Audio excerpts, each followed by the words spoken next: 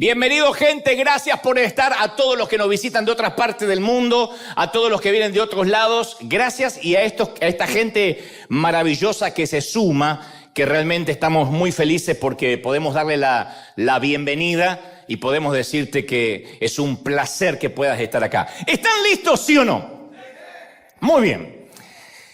Desde muy joven yo tuve una curiosidad recurrente. Una pregunta, ¿no? Una pregunta, un interés que me persiguió durante décadas, durante mucho tiempo. Y quizás sepas de lo que te hablo. Estoy hablando de esos momentos, esas preguntas que nos mantienen despiertos hasta tarde y no sabemos por qué, que nos distraen, cuando intentamos concentrarnos, que parecen a veces aferrarse a la última hebra de nuestra voluntad y no nos deja tranquilo hasta que obtenemos una respuesta. No son esos grandes interrogantes necesariamente filosóficos, pero a veces son preguntas que nos inquietan, ¿no? Y esta es la pregunta que irrumpía a cada momento en mi mente. Siempre tenía la inquietud de por qué la gente hace lo que hace. ¿Por qué hacemos lo que hacemos? O sea, te lo voy a poner así. Para ser más claro, ¿por qué en temas de vocación algunos hacemos lo que hacemos? Te preguntaste, por ejemplo, ¿por qué escriben los escritores? ¿Por qué actúan los actores? ¿Por qué enseñan los maestros? No sé, ¿por qué pintan los pintores? ¿Por qué cantan los cantantes? A ver, ¿qué es lo que los impulsa a la gente a dedicar la mayor parte de su día o de su vida a este tipo de ocupaciones? ¿Por qué la gente hace lo que hace? Yo creo que la respuesta merece mayor explicación, que es la remuneración. Porque inmediatamente nos viene a la mente, y bueno, por el dinero. No necesariamente. Porque, a ver, somos muchos quienes invertimos tiempo, energía, a ciertas responsabilidades, a cierto trabajo, a tareas que a veces no nos reportan ni un centavo. De hecho, los que viven del oficio, como el invitado que te presenté recién, los que viven de un oficio comenzaron sin ninguna remuneración. Lo hicieron simplemente por el histrionismo, por el talento, por despuntar el vicio, porque les gustaba. Después algún día alguien les empezó a pagar o se profesionalizaron. Y yo conozco mucha gente, me consta, que ocupa tiempo de su día, de su jornada para voluntariado de hospitales, para grupos sin ánimos de lucro. Lo hacen a veces fuera de hora, en escuelas, trabajan en escuelas públicas, obras de caridad, actividades muy nobles, que no les reportan, insisto, ningún centavo. De hecho, aquí en Riverarena tenemos más de 600 voluntarios que trabajan muy duro.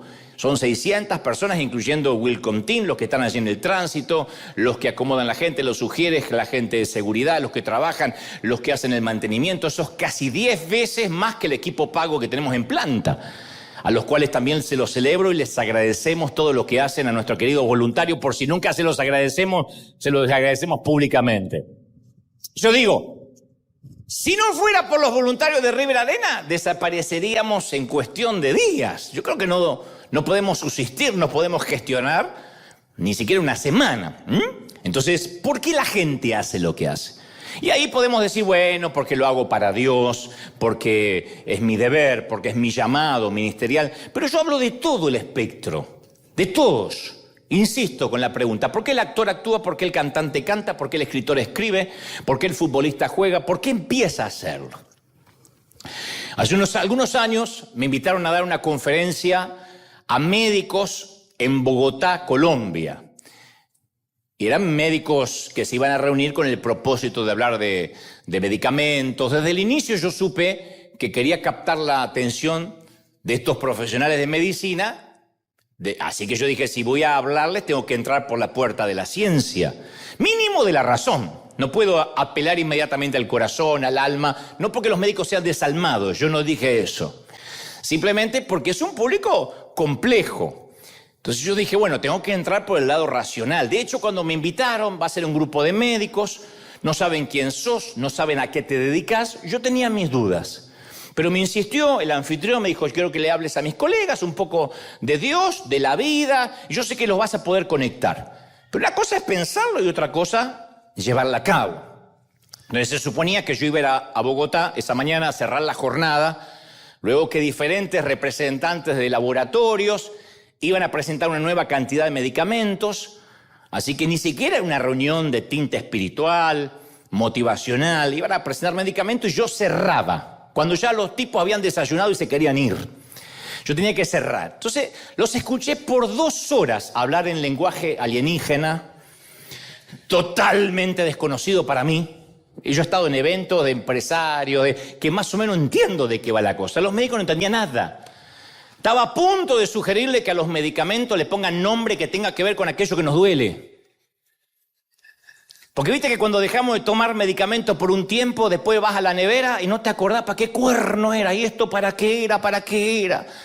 Ah, para la fiebre, resulta que era Viagra líquido, no te acordás. Así que si me dejaban hablar, decir, ¿por qué no le ponen esto para la cabeza? El nombre, esto para la alergia, esto para ir al baño. Entonces, uno se acuerda con los años, mirá lo que era este medicamento. Hay nombres como Mucosan, que más o menos te da una pista. Evacuol, ya uno se da una idea también, ¿no? O Constipanol, uno se da cuenta, te da cierta idea para qué es. Pero le ponen Atarax, decían los médicos, hoy tenemos el nuevo Clamoxil. Hacía yo, Clamoxil. Augmentine. ¿Qué aumenta la Augmentine? Las ganas de estornudar. Yo no, ¿qué es? Entonces me daban ganas de decir, el bicarbonato, póngale Eructol. Bueno, y esa mañana presentaron nuevos medicamentos. Me acuerdo que uno dijo, tengo el agrado de presentarles hoy, y dije, ahora me introducen a mí, el nuevo brisamicolidol destilado de ambramicina con cetanol. Y yo sentía con la cabeza como diciendo, era hora. Ya era hora que hicieran un brisamicolidol destilado de ambramicina con cetanol. Ya era hora. Puse yo, ya a esa altura estaba asintiendo todo para hacerme parte de lo que yo hacía. Llega mi turno. Obviamente no les iba a hablar de medicina ni de medicamentos. No digo, insisto, que era un público difícil, pero sí álgido. Porque no se trataba de personas que sabían a lo que yo me dedicaba y me estaban esperando.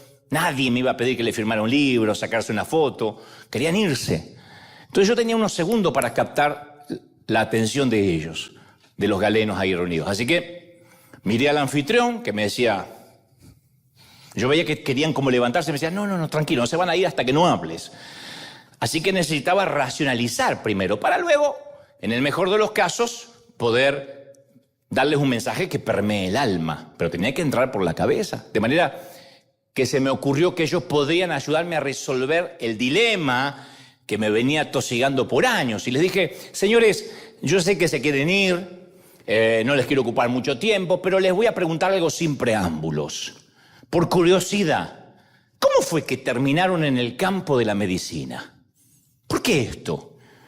Y en ese momento, al principio, ese público que parecía hostil, un público casi hostil, me comenzó a escuchar lentamente. No todos, pero algunos. La mayoría seguía con su celular. Entonces le digo, todos parecen inteligentes, pero se me ocurre que una docena de profesiones menos exigentes podrían haber sido parte de sus vidas. Podrían haber elegido cualquier otra profesión. Así que les pregunto, ¿por qué esto? Y de verdad, es mi curiosidad como paciente, si se quiere. Porque antes de continuar, permítanme decir que yo no me dedico a lo que se dedican ustedes. Y que me maravilla esa capacidad que ustedes poseen de pasar tantas horas por semana para sanar, para aliviar a gente que no conocen, para vendar heridas ajenas. Pienso yo, digo que tuvo que haber sido una fuerza interior que los metió en esto. No creo que haya sido dinero. Y ahí sí levantaron la vista casi todos. Y digo, y si tuviera que adivinar, yo creo, me parece, perdonen mi torpeza, pero me atrevo a arriesgar que si tuviera que adivinar, es algo interior que es la misma fuerza que lo sostiene hasta hoy. Porque ¿qué otra cosa podría tener tanto poder como para triunfar sobre la presión que genera la industria de la demanda? Que cualquier paciente los puede demandar y pueden perder la licencia para toda la vida, para todo lo que se prepararon y estudiaron. El saber que pueden perder todo por una mala praxis. inconsciente a veces, además de interminables horas de guardia en hospitales públicos sin los insumos necesarios. Entonces dejé que la idea les penetrara en sus mentes, que lo asimilaran, y durante los segundos de silencio noté que algunos ya empezaban a guardar los celulares y por primera vez ahora todos me prestaban atención. Entonces le dije, verán, yo tengo una teoría. No es la teoría, pero es una teoría. Una teoría, tómenla o déjenla, pero quiero presentarla ante ustedes a ver si me ayudan a desasnarme en esto. Y entonces expuse mi filosofía de cuando hierve la sangre, que es una filosofía en la que concluí después de haber visto casos como este. Les dije, ¿cuántos de ustedes entraron a la medicina a causa de una tormenta de frustración? Que es casi literal eso de que te hierve la sangre. Los médicos lo saben. Por eso usé esa metáfora la primera vez, porque es un aumento de la temperatura corporal denominado hipertemia, que es inducida por un estrés psicológico. Es una respuesta básica que tenemos todos los mamíferos. Todos nosotros somos mamíferos, no me vienen así diciendo ¿qué pasó? Somos mamíferos. Y el objetivo cuando se calienta la sangre es justamente calentar los músculos para facilitar la lucha o la huida. Es algo que tiene que pasar, literal. Eso que me hierve la sangre no es una licencia poética, no es una metáfora, literalmente. No hierve, pero se calienta. Entonces le dije, tal vez a ustedes les hirvió la sangre, tuvieron una tormenta de frustración. Y quizás esos médicos habían crecido con un padre que sufría una enfermedad crónica y habían visto cómo un ser querido moría a causa del Parkinson, del lupus, del cáncer, de la metástasis avanzada, la leucemia. Quizás habían ellos mismos luchado contra una enfermedad y ahora querían ayudar a otros a lograr lo mismo. Para algunos que hubiesen visto a los suyos pasar por una necesidad porque habían crecido en lugares donde la atención médica no estaba al alcance o era deficiente. Y habrá habido algunos entre esos médicos que perdieron seres queridos a causa de un procedimiento negligente. Así que no importa cómo lo definieran, yo estaba seguro que la mayoría había pasado por una situación indeseable, un momento de frustración que hizo que reaccionaran y dijeran, hasta acá llegué, esto me hierve la sangre, algo tengo que hacer. Pero yo sabía que si pensaban esto, iban a comprender mejor por qué decidieron ser médicos y lo mejor de todo, iban a tomar fuerza para seguir en el juego, para seguir haciendo o transitando esa profesión.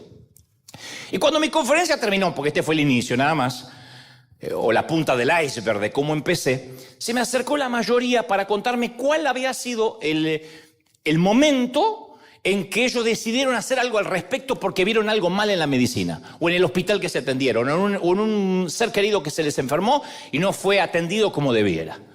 Y todos, o casi todos, recordaban con precisión dónde estaban y qué pasaba por su mente cuando decidieron llenar la aplicación para entrar en la facultad de medicina. Todo el mundo lo recordó. Sí, ahora que lo dijiste tenés razón.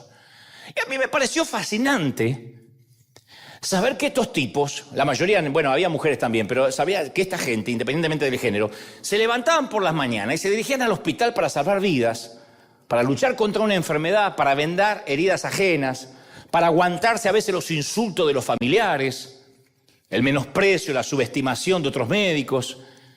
Entonces, en realidad a mí me gusta preguntarle esto a todas las profesiones, independientemente de lo que hagan. Cuando estoy con maestros, les pregunto, ¿qué te motivó a formar mentes jóvenes? Porque yo vengo de un tiempo donde las maestras no eran maestras por la remuneración, tampoco lo son actualmente porque ganan muy poco, por lo menos en nuestros países. Pero lo hacían con unas ganas. La maestra que yo tenía decía, ¿cómo les va? ¿Cómo les fue las vacaciones? Si después de eso escribías vacaciones con B larga, tenías un diplomado para bruto. Porque te lo remarcaba. ¿Qué pasó? Así, era una gramática con patas. Y te lo aprendías. Porque ellos lo hacían con gusto, con placer, ¿no? Con denuedo. Si hablo con bomberos o policías, lo mismo. Les pregunto o indago por qué dedican sus vidas al servicio público que implica riesgos tan grandes. Hablo con abogados y les pregunto, ¿qué te hace defender los derechos de personas que a veces ni siquiera te pueden pagar. ¿Qué hace que los quieras defender? Y le pregunto a los artistas que dedican su pasión a la pintura, al baile, al canto, y la pregunta que suelo hacerle es, ¿cuándo dejaste de hacer esto motivado por el hambre? Esa era la pregunta que yo hacía siempre en CNN, a cualquier invitado. Podía ser Django o podía ser un actor que recién empezaba. ¿Cuándo dejaste de hacer esto por hambre? O sea, para pagar la renta, para parar la olla. Y me decían, bueno, me acuerdo que ya a los 22 dejé de hacerlo por hambre. Entonces la siguiente pregunta era, ¿y por qué lo seguiste haciendo? Si ya tenías la casa que querías. ¿Por qué seguiste haciendo giras? ¿Por qué seguiste escribiendo libros? Entonces, en lo vocacional, sea que se trate de un gerente, de un comerciante, de un escritor, de un productor, de un ingeniero de sistema, un camionero, un asistente administrativo, un empleado de almacén, el propietario de un negocio, siempre pregunto lo mismo. ¿Qué fue lo que te hizo hervir la sangre y qué te desquició? ¿Qué fue lo que dijo, tengo que hacer algo? A veces nos atienden mal en un negocio y decimos, el día que yo tenga un negocio, lo primero que voy a hacer es estar en las antípodas de cómo este me atendió. Otros no, se llenan de amargura. Pero la mayoría de los que nos metemos en algo es porque vimos algo que se salió de sus cauces y lo queremos arreglar. Yo estaba leyendo el libro de Éxodo cuando llegué a un episodio que me llamó la atención de un modo diferente, porque he leído la Biblia desde chiquito, pero nunca me había prestado atención que de pronto Moisés, que fue uno de los más grandes líderes que jamás haya existido, me llamó la atención que logré ver por primera vez la motivación subyacente que actuó como combustible para el logro primario de Moisés, que fue liberar al pueblo de Egipto. Ser líder, liberarlo de la esclavitud. Y entonces Éxodo 2:11 dice, un día Moisés ya era mayor de edad y fue a ver a sus hermanos de sangre y pudo observar sus penurias. Observó sus penurias. Para los que no saben la historia, Moisés había crecido como un príncipe en Egipto. Fue criado por la hija del faraón, estaba acostumbrado a la nobleza, a la riqueza, a la libertad. O sea, disfrutaba de eso como algo natural, normal. No obstante, a pesar de su entorno de abundancia, él siempre sabía que no era egipcio en realidad, que eso lo tenía de regalado. Era hebreo de nacimiento, un judío que vivía como egipcio, pero no lo era. Así que cuando el texto habla de que vio a sus hermanos, estaba refiriéndose a sus compatriotas de sangre hebrea, que fueron esclavos durante más de 400 años. Entonces, en esencia, el faraón tenía sus terratenientes que levantaban una economía floreciente en el país a base de los esclavos judíos, en las espaldas de los esclavos judíos. Ahí no había ética de trabajo, no había unión, no había sindicato. Tenían que construir ladrillos todo el tiempo para los proyectos majestuosos y ampulosos del faraón. Y en ese contexto lo encontramos a Moisés, que va caminando el tipo, y de pronto ve, además de la opresión repulsiva, que eran objeto lo suyo, ve y se torna peor cuando ve a un egipcio maltratando a un hermano suyo del pueblo judío. Maltratándole, pegándole, dándole latigazos. Entonces, Moisés dice, ya es mala la situación, son esclavos, los tipos, no tienen dignidad, le arrancaron todo. ¿De verdad hace falta el abuso físico, che? ¿De verdad? Y se pone loco, se le vuela la paloma y le bajan los buitres. Se le quedó el moño virado, dirán los cubanos. Se le quedó el moño.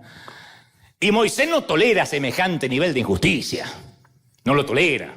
Y de repente algo dentro de él se rompe, no lo aguanta más. Se tira sobre el egipcio, se genera una escaramuza y termina matando al egipcio. Y él, horrorizado, que no puede creer que era capaz de semejante tamaña violencia, lo esconde en la arena y escapa. Entonces era obvio que Moisés había sufrido una implosión. Le hirvió la sangre. El abuso, la opresión, la explotación de sus compatriotas por el poder egipcio le había hecho perder la cordura. Entonces el tipo estaba en una situación límite, estaba al borde de su fuerza emocional. Y dijo, estoy harto de esto, estoy desquiciado, me encoleriza. Y más adelante, en el libro de Éxodo, en el mismo libro, Moisés tiene una plática con Dios frente a un arbusto que no deja de arder. Y Dios le dice algo así como, Moisés, Yo entiendo la ira que sientes. Yo entiendo, vi la misma miseria que viste en Egipto. Oí el clamor de los hebreos, sentí la angustia. Entonces lo que vos viste, lo que sentiste cuando el egipcio maltrataba al hebreo, yo también lo vi y lo sentí. Y quiero que sepas que odio el dolor y odio el sufrimiento y la opresión tanto o más de lo que la odias vos, de lo que la odias tú. Y justamente estoy buscando un tipo como tú, que le hierva la sangre como a mí, porque le quiero dar cauce a esa tormenta huracanada que está dentro tuyo. La quiero canalizar en algo positivo. Vamos a usarla. Esa es tu emoción primitiva. Y yo creo que alguien con esa capacidad de acción te hace un activista. Te hace una persona que no puede permanecer impávido ante la injusticia. No puedes permanecer impávido ante la crueldad. Entonces voy a tomar esa frustración dentro tuyo y la voy a transformar en capacidad de liderazgo. Vas a liderar a mi pueblo. No me pidas más perdón porque te hirvió la sangre. Voy a usar que te hirvió la sangre. Alguno con el carácter podrido dice, ay, qué bueno. No, pero déjeme avanzar. Le hirvió la sangre por un motivo noble. Yo le he preguntado a las personas que conozco, a varias personas, insisto, ¿por qué se involucraron con cosas que les lleva tiempo, energía y dinero? Y les pregunto cuáles fueron las experiencias que los impulsaron a hacer lo que hoy hacen. Y mi teoría se confirmó. La teoría es que creo que la razón que motiva que millones de personas hagan algo bueno es que hay muchas cosas que están mal en este planeta. Muchas cosas. Y ausencia de maldad no es bondad. No hacer nada no significa ser una persona buena. No meterse no es ser una persona buena necesariamente. De hecho, hay cosas que están tan mal que hay gente que no lo puede soportar, le hace hervir la sangre. ¿Hay alguien aquí que le hierve la sangre, sí o no? Con cosas de si yo no las aguanto. Que pasaste por momentos tormentosos de frustración. Entonces dedicaste tu vida para tratar de enmendar, de resolver, de arreglar las cosas. Nadie puede cambiar el mundo solo. Pero todos los que estamos involucrados en cosas que nos demandan tiempo, energía y dinero, es porque algo nos molestó. Entonces, en esa encuesta informal que yo hice, los catalizadores que encontré en las personas son muy diferentes, pero el común denominador es que aquello que hacen está íntimamente ligado a una frustración que les encendió un fuego y hoy la llama no se les apaga. Lo que nos suele romper el corazón sucede para que hagamos algo al respecto. Si algo te rompe el corazón es por algo, cuando es un patrón. No estoy hablando de mirar la novela Univisión y si me rompió el corazón la Rosa de Guadalupe, no, sino cuando algo se mantiene. Y todo comienza cuando encontramos eso que es un patrón en nosotros y que toda la vida consecuentemente nos ha molestado. Hay algo que te molestó toda la vida y te sigue molestando. Yo sé que hay gente que le molesta todo, pero estoy hablándole al que le molesta una sola cosa. Hoy, juntos, vamos a ver qué es lo que te molesta. Dicho esto, un par de aclaraciones, 2 aclaraciones a saber. ¿Me siguen, sí o no? ¿Sí o no? Dos aclaraciones a saber. La primera tiene que ver con un axioma. A saber, insisto, aquello que nos hace hervir la sangre siempre revela algo dentro nuestro, siempre. ¿Qué te hace hervir la sangre? Es crucial saber eso. Ustedes me están diciendo, sí, ya lo dijiste. No, lo voy a decir otra vez. Aquello que te hace hervir la sangre revela algo dentro tuyo. ¿Por qué me molesta lo que me molesta?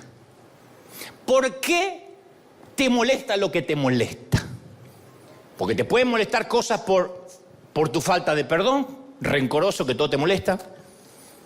Te pueden molestar cosas por envidia, por inseguridad, por tu orgullo, por nuestro orgullo, por no poder tener el control de lo que otros piensan de nosotros, por no poder manipular a un hijo, por no poder manipular a un cónyuge, porque no nos dan el crédito, porque no nos honran, porque no nos reconocen. Nos pueden molestar, hay gente que le molestan las migas que caen de la mesa o la copa que se rompió y hace un escándalo. ¡Ay, la copa! Y le molesta, mi mamá era así, te psicopateaba por un vaso. ¡El vaso! Y lloraba, ¿qué pasó, mamá, el vaso? Y se ahogaba. Y a ella le molestaba eso. Pero eso no es, ay, me hace hervir la sangre y voy a reponer los vasos del mundo. No, le molestaba de compleja que era.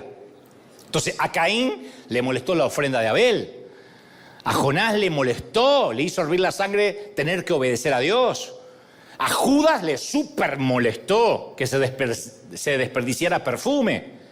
En ese caso, ojo, vamos a dejarlo en claro, esa clase de enojo manifiesta un defecto de nuestro carácter.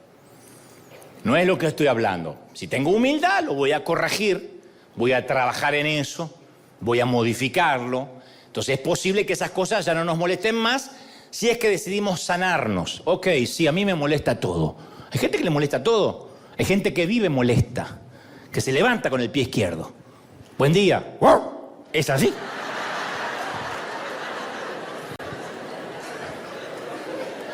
Y vos decís, ¿por qué ladra? Porque es así, porque le molesta todo, porque está cruzado, porque la vida le debe algo. Entonces, se rió, ¿viste? Ahí la señora ladra. Entonces, hay un enojo que saca a luz nuestra carne, lo peor de nosotros. Y hay otro enojo que se alinea con el corazón de Dios. No obstante, si mi enojo, tu enojo, es contra la injusticia, te enojan las mentiras, la corrupción, ves los gobiernos de nuestros países y pero puede ser uno peor que el otro. Dice que los problemas son porque lo heredó del gobierno anterior y el gobierno anterior lo heredó de los anteriores. Y dice, ¿quién se va a hacer cargo? Y te hierve la sangre, eso es una cosa. Si te hierve la sangre, la falta de respeto, el abuso, la mediocridad, el maltrato. Entonces está bien que te hierva la sangre, está bien. A mí me gustaría que le digas al que está a la derecha, a la izquierda, está bien que te hierva la sangre, está bien, decíselo para que se convenza. Está bien que te hierva la sangre. Si te dice, wow, el de al lado no entendió. Está bien. Ahora, lo que nos molesta siempre revela quiénes somos. Ahora. Si no te molesta el chisme, que no te molesta, es porque sos un cizañero, tenés el espíritu de Doña Florinda. ¿Te gusta? ¿Te cuento algo? Bueno. Pero para estar ahora, muere acá. Si no te molesta el chisme, es porque sos chismoso. Si no te molesta la mentira, es que sos un embustero. Si no te molesta el maltrato, es que estás escondiendo un abusador. A mí no me preocupa tanto el maltratador, sino aquel que no le molesta el maltrato, que se le hace común. Si no te molesta la impuntualidad, es porque soy de los que dicen, ahorita voy, y aparece media hora después. Yokoi Kenji, este querido motivador japonés colombiano, él cuenta que cuando la primera vez que tuvo trato con los hispanos se sorprendió de nuestro manejo del tiempo. Porque dice, para un japonés, te espero a las 10, es a las 10. Y si yo esta vez estaba en una esquina a las 10, 10:05, 10:10, dije, tuve un accidente. Llamaba y dice, ahorita voy. Después le dice, estoy cayendo. Y el japonés... Me costó mucho entender que ahorita voy puede ser, me estoy bañando, termina este capítulo de Netflix, me cambio y voy, que en las 10 puede ser 10, 10:15, 10:30, 11, y llegamos sin pedir perdón. Dice que cuando él esperó a las 10, llegó 11:15, el que lo había citado, y no le dijo, perdón, dijo, ¿qué tal? Como diciendo, qué bueno que nos encontramos puntual. Bueno, si no nos molesta la impuntualidad es porque no respetamos el tiempo ajeno. Si no nos molesta la mediocridad es porque somos unos ordinarios. Si no te molesta el desorden y la suciedad, es porque eres un... Yo no lo dije, lo dijeron ustedes. Si puedes caminar así entre los calzones, así, a ver... ¿Y este calzón de quién es? ¿Está limpio o está sucio? Ya estás perdida. Si no te molesta el desorden, no pasa tu hervidera de sangre por ahí. Te gusta el desorden. Si no te molesta tu suegra, es porque está muerta.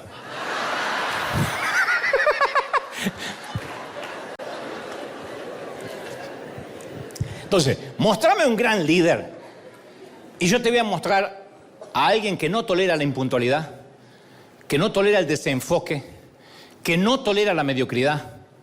Mostrame una gran mamá que ha hecho un buen trabajo con sus hijos y te voy a mostrar a una mujer intolerante con la falta de respeto. No permite que los hijos hablen como un corsario, y eso no es ser moderno, como si fuera un callejero en la mesa. No permite los pleitos, no permite que un hermano hable mal de otro hermano. Mostrame una gran mamá y yo te voy a mostrar una mamá intolerante a que un hermano ensucie al otro hermano o se insulte delante de los padres. Intolerante. Yo puedo decir que tenía una buena mamá porque era intolerante a esas cosas, pero a veces nos dejaba que nos matáramos. Yo decía, ¿qué pasó, mamá? Y no se metía. Entonces somos los que somos por lo que aprendimos a tolerar y por aquellas cosas que no estamos dispuestos a tolerar nunca. Never. Estoy aprendiendo el inglés británico. La segunda aclaración al respecto. La primera es eso. Porque uno dice, yo me enojo por todo eso. No estoy hablando de eso. La segunda es diferenciar lo que nos molesta con la creencia de que hay que ser feliz con todo. Porque, a ver, algunos están preguntando, ¿y dónde queda eso de que hay que contentarse? De que hay que buscarle las cosas lindas a todo, de que hay que estar feliz. ¿No se supone que debo ser feliz y no enojarme? En especial en los círculos religiosos. Siempre se nos está diciendo, no pierdas la alegría, no pierdas el gozo. Entonces, ahora, el problema con el contentamiento es que cuando tengo el contentamiento, lo cual está bien, pero vivo ajeno al mundo que me rodea, es fatal. Porque si no tomamos conciencia de esto, gente querida, vamos a terminar satisfechos, cómodos, olvidando que hay necesidad alrededor. Yo soy feliz. Levanto los vidrios polarizados del auto, anteojo oscuro y vivo en mi mundo, en la constelación de Andrómeda. Entonces la tendencia, que casi todo lo que vemos que nos produce incomodidad, desagrado, frustración, la tendencia es quitárnoslo de encima. Es como esa gente que mira a un indigente en la luz del semáforo y dice, ay, qué miseria, me hace tan mal, mejor no miro. No mires, nenes, no mires la pobreza porque es tan mal. Entonces apenas se incomoda o la incomodidad se asoma, el acto reflejo es buscarle un remedio, no mirar. Indiferencia, insensibilidad, no quiero mirar, me hace tan mal. Entonces miramos para otro lado, asqueados de una realidad que nos rodea, y esa es la peor patología de un grupo humano. Ni hablar de una iglesia, la peor patología. ¿De qué nos sirve hablar de amor y compasión y dar vuelta a la cabeza cuando vemos a alguien que está pobre, indigente o tiene un problema físico? Es como mirar la noticia de la guerra y decir, no, a mí me hace tan mal mirar la guerra, no, mejor miro Netflix y me olvido de todo. Y a veces es al revés.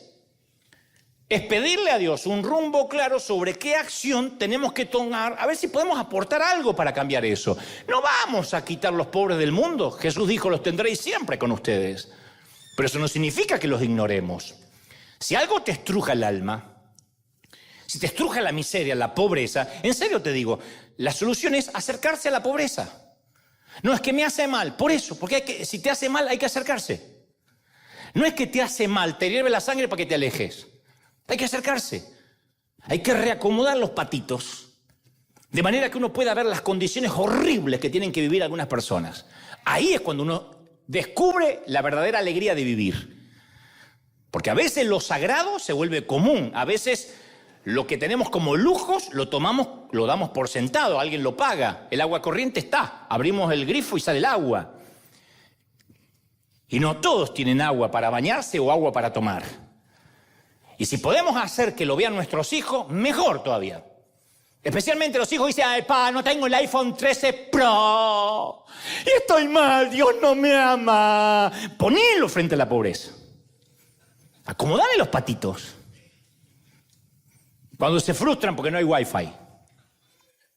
Entonces, abrazar esa frustración, especialmente para los que estamos atrapados en el círculo religioso, abrazar la pobreza para que, tengo que hacer algo. No puedo cambiar el mundo, no estoy sentado en el sillón del salón oval, pero no podemos vivir en una nube de flatulencia religiosa, por decirlo de un modo fino. ¿Se entendió la metáfora? Yo te voy a confesar algo. Lo último que yo quería hacer en la vida es ser pastor, algo parecido a un pastor, o estar frente a una iglesia. No se sientan menospreciados, pero estoy hablando de lo que no quería hacer. Mi idea era dedicarme al dibujo, a actuar, a producir programas de televisión. Yo siempre me gustó lo histriónico. Y dije, ese va a ser mi destino, ¿no? Y no quería nunca, jamás, estar en esta posición. Maravillosa, por cierto, pero no la quería. Porque desde muy chico yo tenía integrada la ética de trabajo de mi papá, del trabajo duro. Mi papá era carpintero y se levantaba todos los días a las 5 de la mañana. Mi papá tenía una rutina, levantarse, ponerse el peine acá, porque él se peinaba todo el tiempo, porque antes muerto que sencillo, se peinaba. Se hacía unos mates, que es una infusión argentina, como una suerte de té, y se iba al baño. Perdonen el detalle, pero es muy importante para él. Era la única hora que iba al baño a hacer número 2. Entonces yo lo sentía y después no iba más en todo el día. Mi papá era un camello, iba a la mañana y al otro día a la mañana. Pero ahí estaba, era su momento y salía. Nunca llegó tarde al trabajo. Jamás lo vi enfermo. Yo decía, hay que parar la olla, hay que trabajar. Esa ética de trabajo se me metió.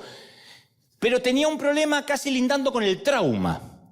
Esto de la cultura de trabajo, de trabajar, con la iglesia en la que yo iba de pequeño, en la que me crié. Que la iglesia estaba tan absorta en sí misma que lamentablemente no se preocupaba ni un ápice por trabajar, por hacer algo para la gente necesitada, por el vecindario, no te digo el mundo. Y mucho menos hacía nada con excelencia. Y no era cuestión de pobreza. Aclaro esto porque me miran en Argentina y dicen, bueno, pero lo que pasa es que esto no es Estados Unidos. No era cuestión de pobreza, ¿eh? Una cosa es la pobreza, otra cosa es la miserabilidad. Era un sistema de creencias. Una mentalidad total, esto es para Dios. ¿Cómo es para Dios? Si Dios mira el corazón, lo de afuera no importa. No era pobreza. A eso se le sumaba que los líderes no predicaban sobre el amor, sobre la compasión, y si lo predicaban no creían que había que ponerlo en práctica. Entonces se había formado un triángulo peligroso.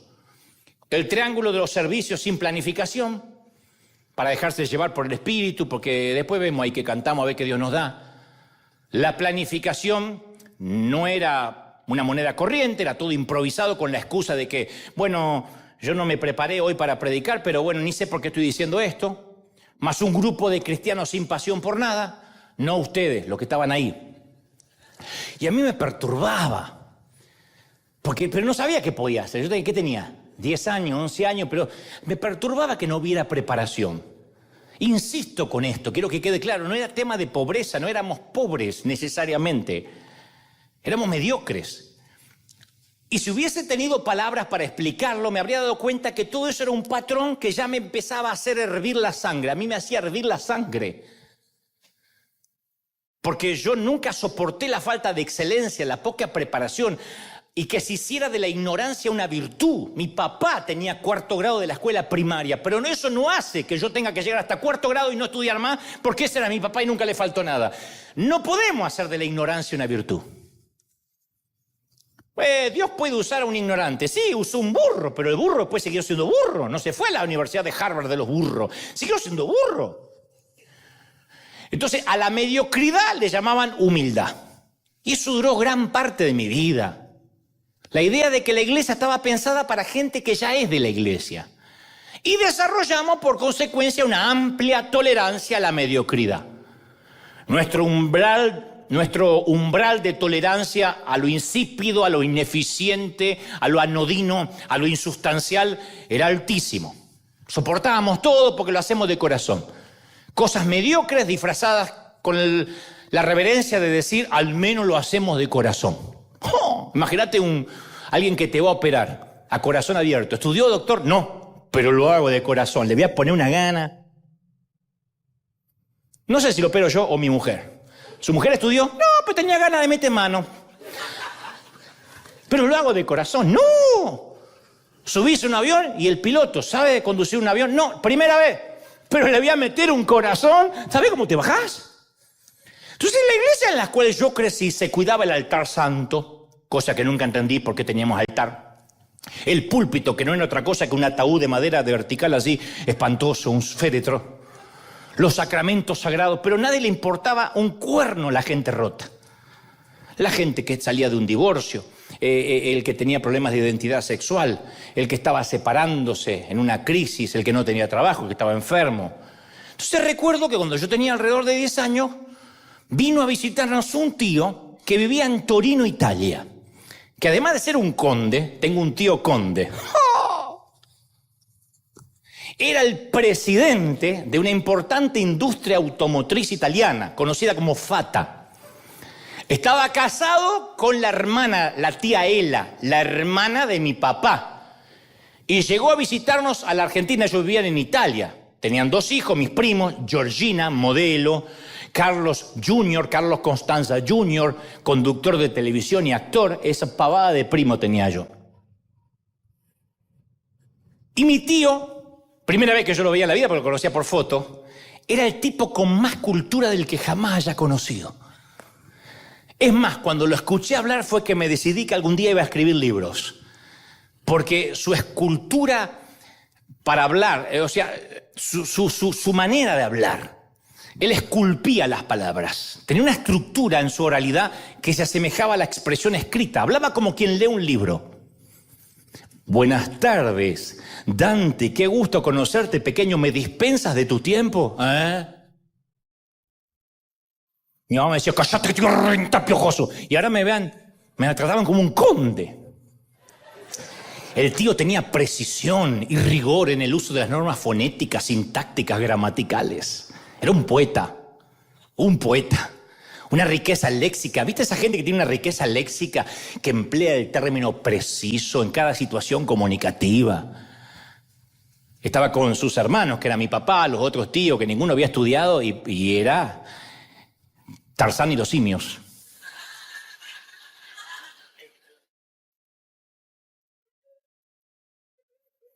Y tenía menos mal que mis tíos se murieron casi todos, porque si no, no me quedan parientes en la Argentina ya. Y tenía un hermoso bagaje cultural. Usaba muchos cultismos, o sea, palabras procedentes del griego, del latín, todo el tiempo. Pero no porque se estaba haciendo. Era así. Conocía de vinos. Agarraba una copa de vino y decía, este vino tiene pierna. Mi papá, que tomaba el vino en cartón, ese vino que lo olía y ya estaba borracho. Este vino tiene pierna y algo de madera. Mi papá miraba si se le cayó algo adentro de la serrín. Sabía de cine, de geografía, de literatura universal. Citaba a Hemingway, Maquiavelo, Orwell, Miguel de Cervantes, Dante Alighieri y Shakespeare.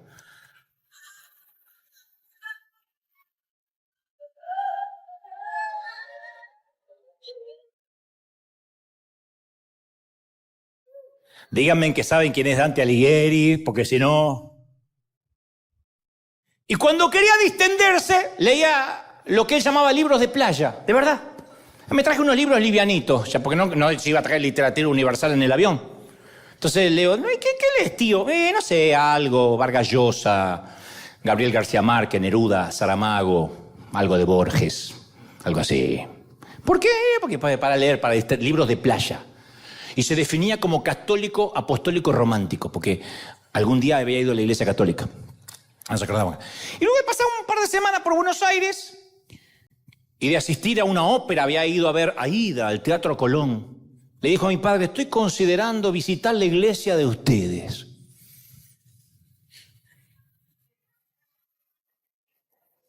Se le había despertado el interés por investigar cosas espirituales. Lo recuerdo como si fue ayer. Cuando le dijo a mi padre que nos querías visitar, mi padre instintivamente buscó excusa para decir, no conviene, a Dios se lo encuentra en cualquier lado. No queríamos que venga, que se vaya al infierno con dignidad, pero que no venga a la iglesia. Yo mismo razonaba, si este hombre, tiene una mínima chispa de interés espiritual, se le extingue en menos de 2 horas. Lo vamos a vacunar contra Dios. Es la Pfizer contra Dios. La única esperanza que conozca a Dios es que jamás se acerque a nuestra iglesia. Entonces teníamos que asegurarnos de que se le vaya esa idea. Quiero decir, no. Porque a ver, mirá si venía a la iglesia y justo era el aniversario de bodas del pastor. O el cumpleaños de uno de sus hijos. Porque mi pastor tenía como 8 hijos, no había Netflix, como 8 hijos. Y se le festejaba el cumpleaños, cada domingo le tocaba. O la celebración, la conmemoración de la muerte de su suegra, se celebraba. Y si ese día venía el nuevo convertido, no era un servicio normal. Pasaban un PowerPoint con las fotos de la familia, repartían un pastel, nadie predicaba, así que era estéril llevar al tío un día así. Luego había que averiguar si el pastor no estaba de viaje, lo cual no era lo peor. Lo peor es que cuando el pastor se iba de viaje dejaba a un muchacho para que se vaya fogueando. ¿Usted quería predicar? Sí, predique. Nunca pensaban en quién estaba por primera vez. Decían, acá no somos un ministerio unipersonal y le damos oportunidad a todos. Pero si ese día invitabas a alguien que tenía 2 dedos de frente y tenías un neófito predicando acá, maltratando a la gente, te querías suicidar junto con el invitado, no venías más. Teníamos que averiguar que ese día no cantaran los desafinados de siempre. Lo que decían, no escuchen mi voz, escuchen la letra. Desgraciado, repartir la fotocopia con la letra y ahorrarnos el ladrido.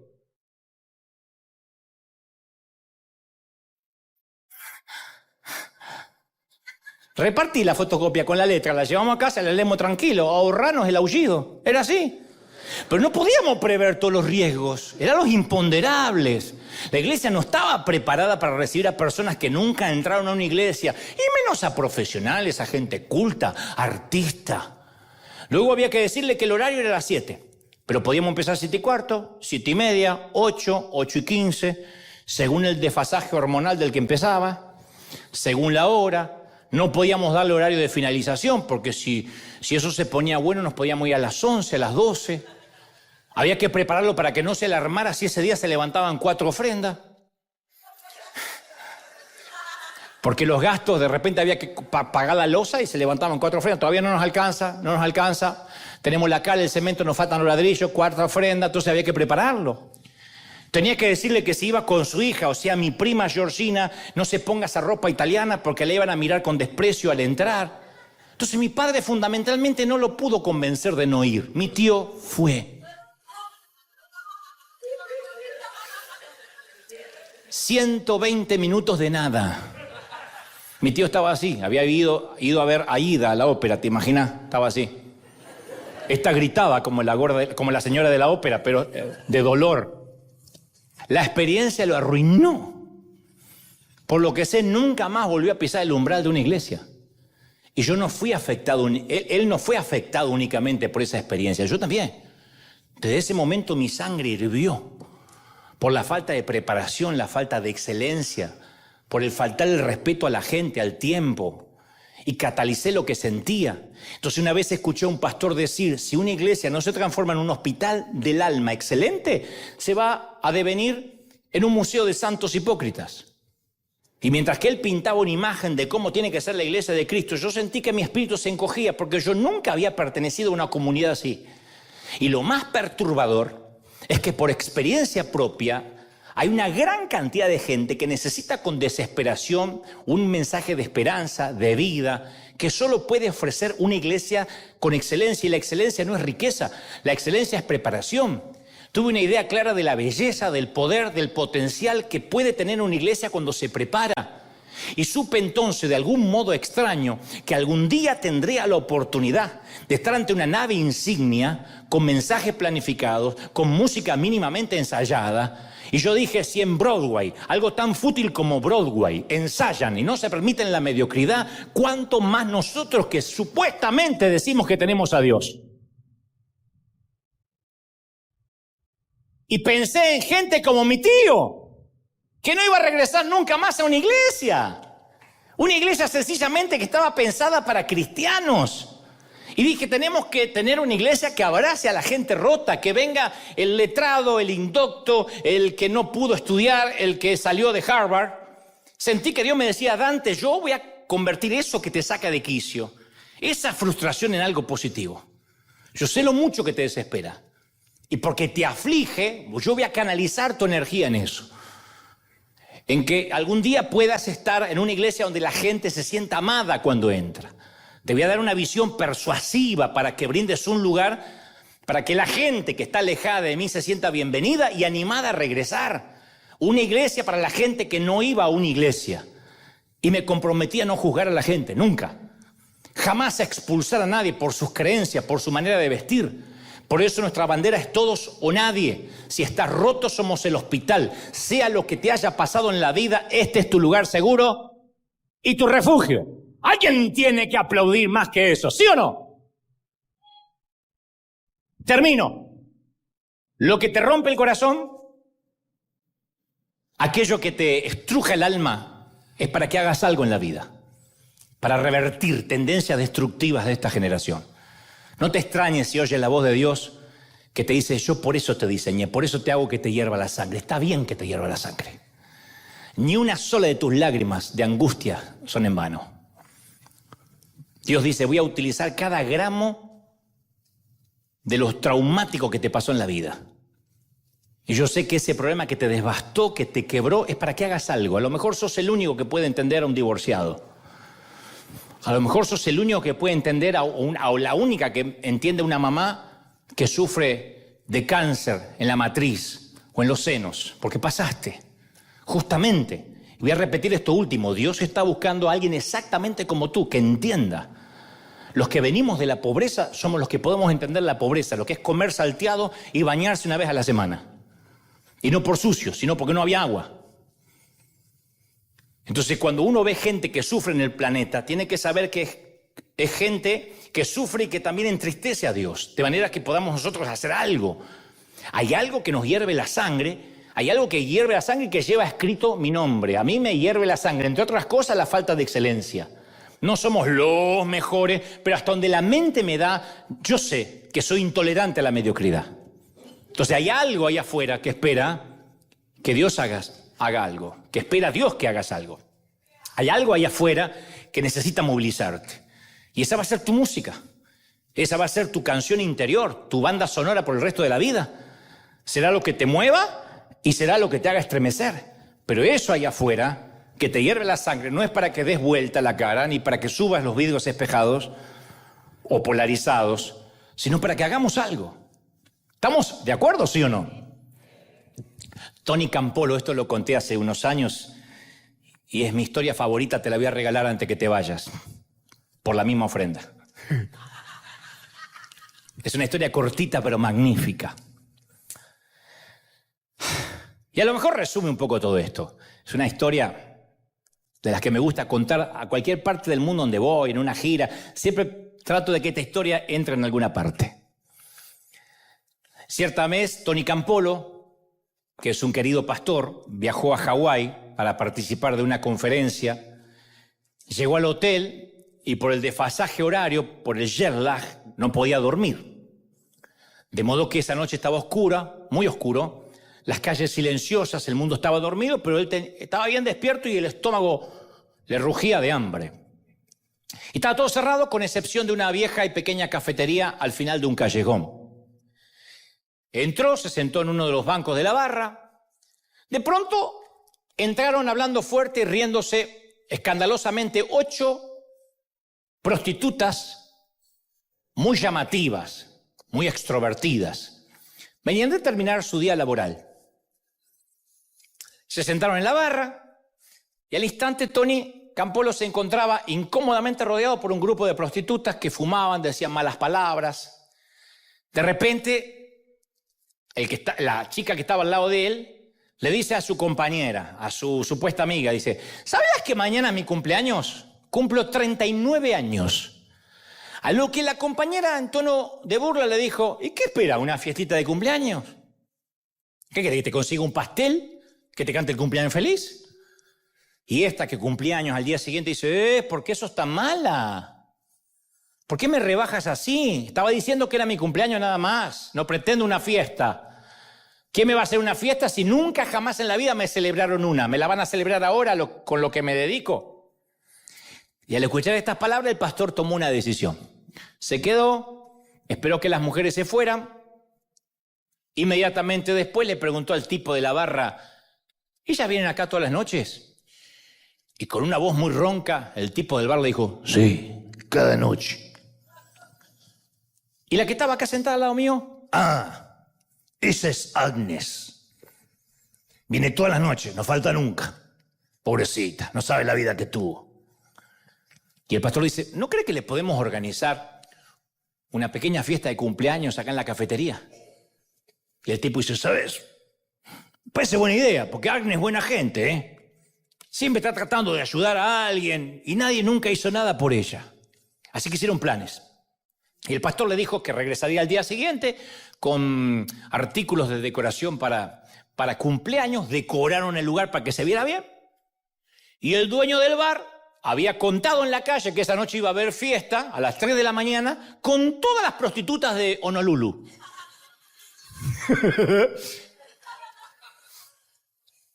Ese día había prostitutas de pared a pared. Y el pastor en medio de ellas. A las 3:30 de la mañana. Y a las 3:30 de la madrugada, la puerta se abre y entró Agnes con sus amigas después de su día laboral.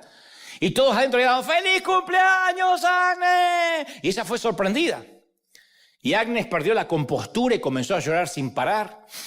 Y el dueño del bar, que no estaba acostumbrado a ver llorar a una chica que trabajara de esto en la cafetería, con voz quebrada le dijo, sopla las velas, Agnes, te lo queremos dedicar. Ya el tipo se asignó el crédito. Y el pastor se paró arriba de una silla y dijo, ¿les parece si oramos todos juntos y pedimos una bendición para Agnes? Y en esa cafetería vieja, herrumbrada y sucia, la mitad de las prostitutas de Honolulu lo escucharon orar a las 3:30 de la madrugada por Agnes, por su salud, por su salvación. Le pidió a Dios que cambiara su vida. Le pidió a Dios que sanara su corazón. Cuando terminó, el dueño del bar se acercó y medio con voz hostil le dijo, nunca me dijiste que eras un predicador. ¿A qué clase de iglesia vas? Y Campolo le dice, yo voy a la clase de iglesia que le hace fiestas de cumpleaños a las prostitutas a las 3:30 de la mañana. Y el hombre del bar se queda pensando, escuchá, y le dice, no, eso no puede ser. Si hubiera iglesias así, yo asistiría a una. Yo quiero iglesias así. Y justamente por gente como Agnes, o gente como mi tío, que vino de Italia, gente que nunca iría a una iglesia, es que a mí me hierve la sangre y decidí hacer algo. Campolo dice, hago esto porque no encuentro una sola iglesia que haga esto. Entonces, en algún punto del camino, aquello que un día nos hace enojar, nos va a motivar a hacer algo al respecto y decir, yo nací para esto. Y cuando lo digas, quizás Dios mire por el hombro de un ángel y diga, hey, ahí tenemos otro Moisés. Vamos a celebrar, señores. Vamos a celebrar aquello que nos hace hervir la sangre. Vamos a darle un aplauso grandísimo al Señor de señores, al Rey de reyes. Dale un aplauso grande, grande, grande. Por eso que nos hace hervir la sangre, por eso maravilloso que nos conmueve. Que nos estremece. Alguien tiene que aplaudir más que eso. ¡Arriba, gente!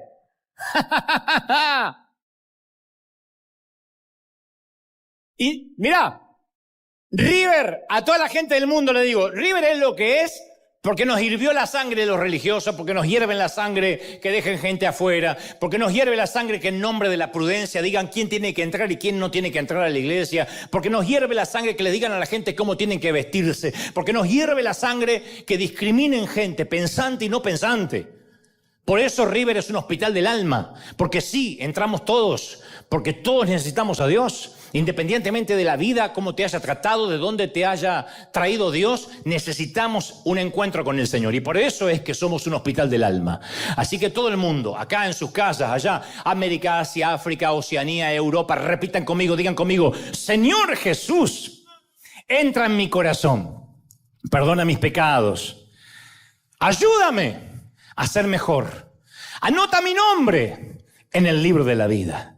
Gracias, Señor, Amén. Y ahora sí, levanten las manos al cielo, quiero orar por ustedes. Padre, gracias por esta gente maravillosa.